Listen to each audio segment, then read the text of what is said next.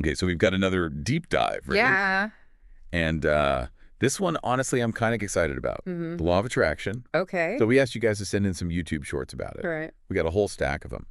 Now, full disclosure. Yes. I am not a believer. Really? Like, I don't know. Yeah. I always thought this was a little too out there for me. I see. You know? Yeah. But I'm always open to, being convinced. Yeah. That's what these deep dives are for, right? Exactly. Yeah. So let's get into it. Okay. What is this law of attraction thing? So basically, it's the idea that, like, attracts, like, with energy. Okay. So you put out positive energy into the universe, and then you get positive energy back. Right. If you're putting out negative energy, guess what? Oh.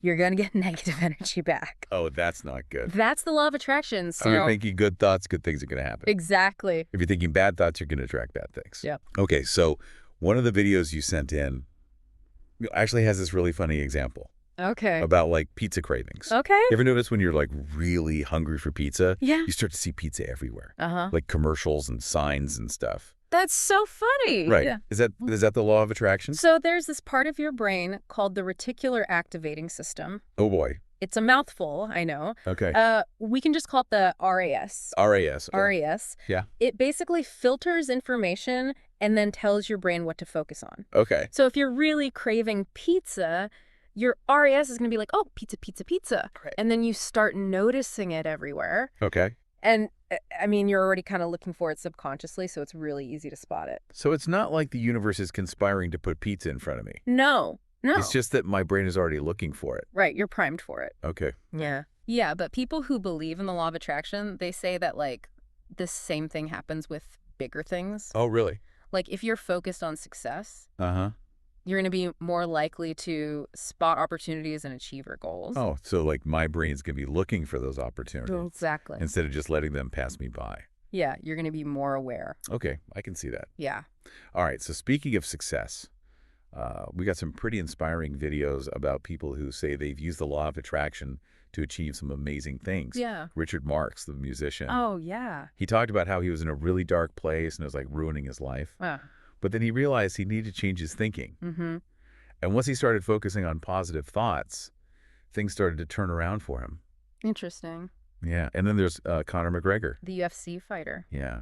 He's all about visualization. Oh, really? Yeah, he said he visualized himself winning all of his fights, and then he went out and did it. And he calls it, like, speaking it into existence. That's pretty powerful. Right. Yeah. So, I mean, these guys are, like, at the top of their game. For sure. Yeah. Yeah. They're super successful, so it's hard to argue with their results, right? Well, I mean, mindset is definitely important for success. Sure. Like, if you believe in yourself, you're going to be more likely to take risks and go after what you want. Yeah. But I think it's also important to remember that success is complicated. There's a lot of factors that go into it, Like talent and hard work. And Exactly. luck, even. Absolutely. Yeah. So I don't know if we can say for sure that the law of attraction is what made these guys successful. Right. It's probably a combination of things. Yeah, for sure. But it's interesting to think about. Right. Definitely. Okay. So then there's this story about a guy named Mark Haughton. Okay. And this guy, he won the lottery. Wow. Like a big one. No way. Yeah. He was, like, totally into the law of attraction. Wow. Like, he was reading books about it. Okay. Visualizing himself winning. The whole 9 yards. Wow. And then, boom, he wins millions. That's crazy. Right. Yeah. I mean, how do you explain that? Well, I think it shows the power of belief. Okay. Like, if you really believe something is possible, you're more likely to make it happen.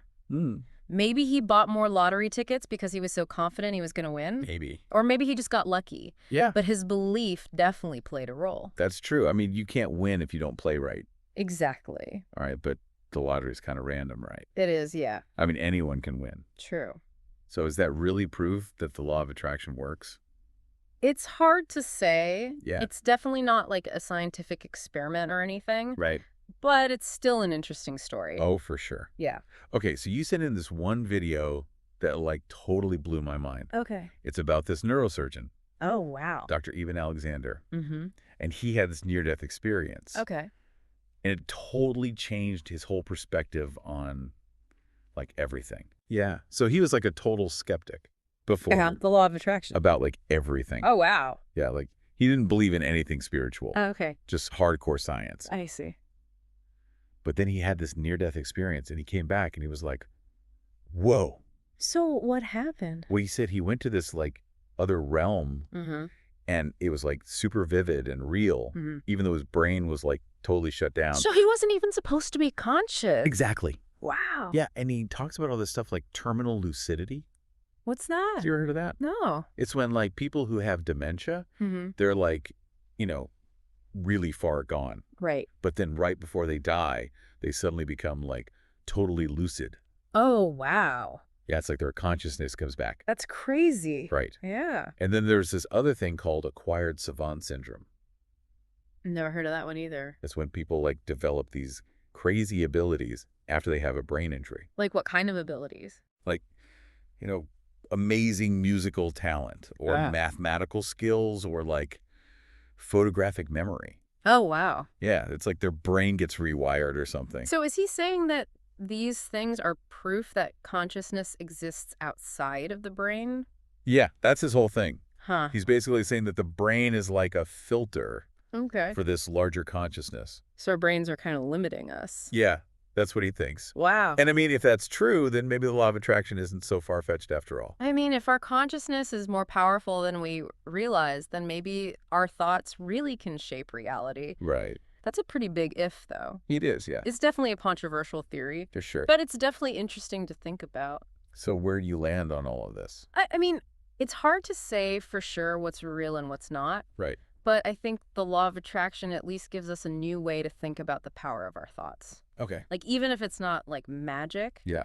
it can still be a useful tool for self-improvement. I can see that.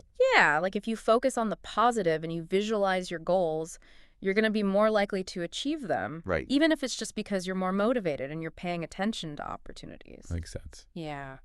Okay, so we covered a lot in this deep dive. It did. And honestly, my head is spinning a little bit. Me too. I came into this as a total skeptic. Yeah. But now I don't know. I see. It definitely makes you think. It does. So if our thoughts really can shape our reality, what kind of reality are you going to create? That's a great question. Yeah, that's something to think about. For sure. All right, that's it for this deep dive. Thanks for listening. We'll see you next time. Bye. Bye.